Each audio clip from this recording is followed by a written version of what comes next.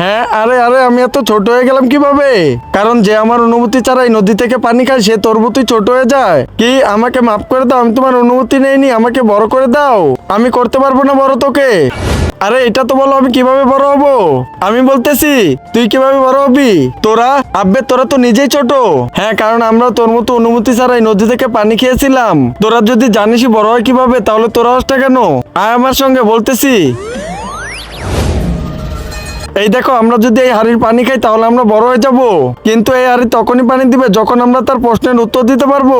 এ আমাদের সবাইকে প্রশ্ন করেছে, কিন্তু আমরা কেউ তার উত্তর দিতে পারিনি। এখন শুধু তুমি আসো, যদি তুমি আর উত্তর দিতে পারো তাহলে আমরা সবাই বড় হয়ে যাব। ঠিক আছে, আমি চেষ্টা করতেছি। হারি, কি হয়েছে?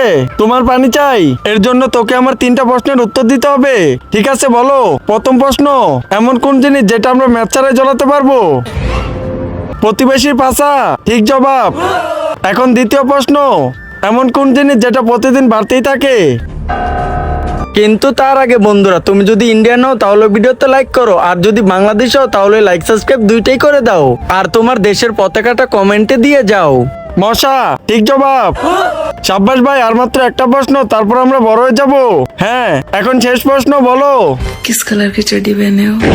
আরে বাহ, অনেক সহজ প্রশ্ন, বল ভাই। আব্বে, এটার উত্তর আমি দিতে পারবো না। আব্বে কেন? এটা তো অনেক সহজ প্রশ্ন, দেখে বল। আব্বে, আমি তো আজকে পড়িনি। আব্বে সালা, এত বড় হয়েও পড়িস না, তোর কারণে তো সালা এখন আমরা ছোটই থাকবো।